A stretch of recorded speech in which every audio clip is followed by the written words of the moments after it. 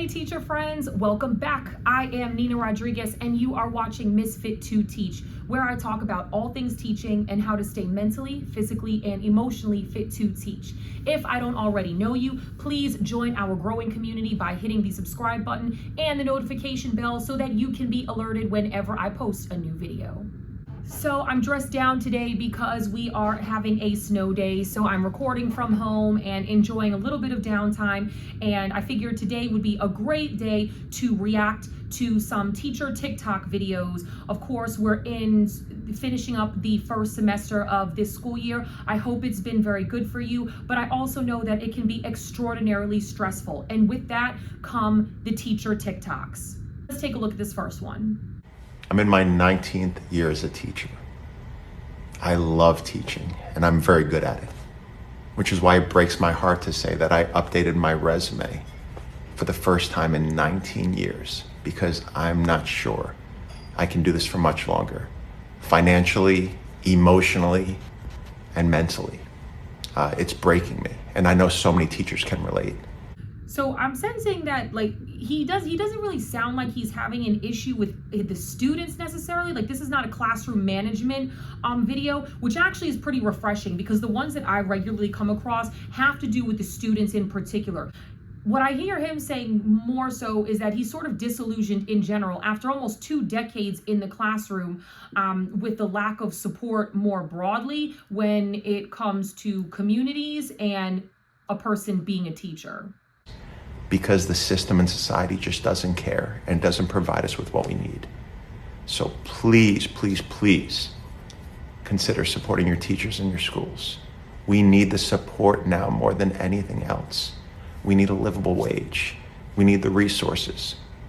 We just need to know that people are invested in us and our schools as much as we invest in our students. In general, teachers don't get enough support. First of all, it's not a very well kept secret that teachers don't earn very much money. Naturally, that will depend on the region and district that you are teaching in. But in general, the median income for teachers is not reflective of the amount of work that goes into this profession. And so I definitely hear him when he says that we need a lot more support. And yeah, I guess I agree. Now, I do think it's sad that after just shy of 2 decades in the classroom, that he'd be feeling like he needs to go ahead and walk away. But I think given the fact that most working adults, at least within the last 2 generations, they tend to be career switchers multiple times across their lifetime. I think the chances that he was going to retire from teaching anyway was going to be pretty low. He got 19 years out of it anyway. If he feels like it's time to brush up his resume, heck, he's probably right. I'm sorry to see him go, but I think he had a really good run. Let's watch the next one. These kids, I don't understand how they ended up to this point. You know what I mean? Like, I teach 8th grade history, and I have 110-ish students. 2 of them are reading on grade level right now. 18 of them are at a kindergarten level.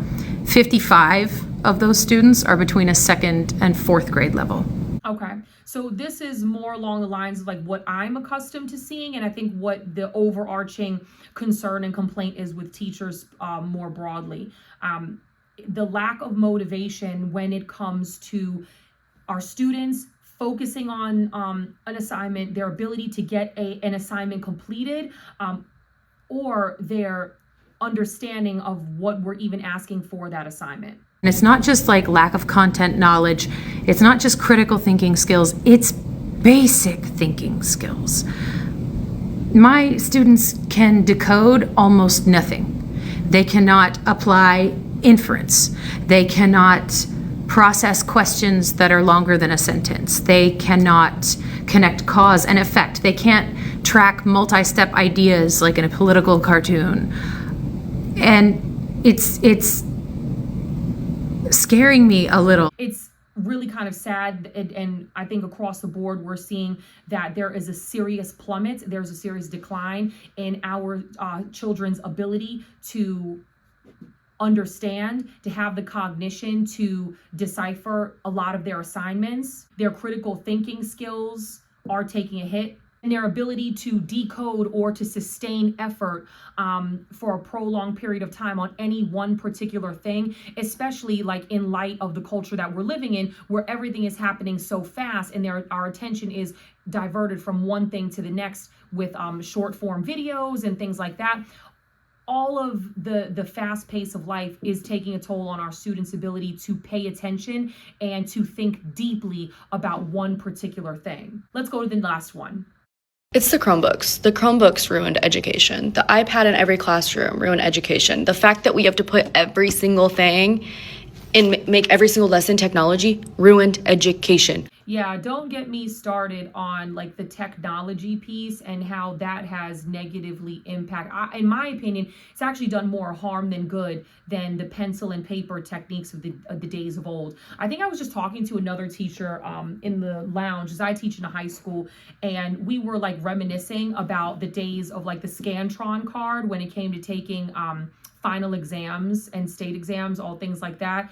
And Scantron like never failed anybody, as far as I know. Like nobody, there was no like scandal with the Scantron. There was no like massive cheating issue that happened with the Scantron.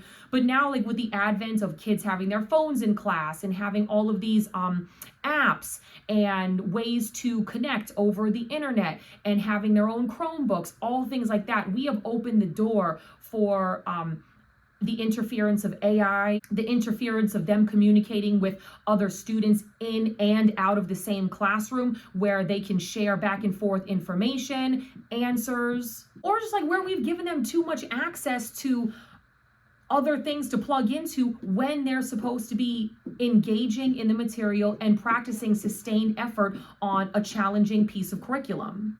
So I'm already fighting how entertained they always are at home. Now I have to fight the fact that they always have a Chromebook at their fingertips. Yeah, I block the stuff.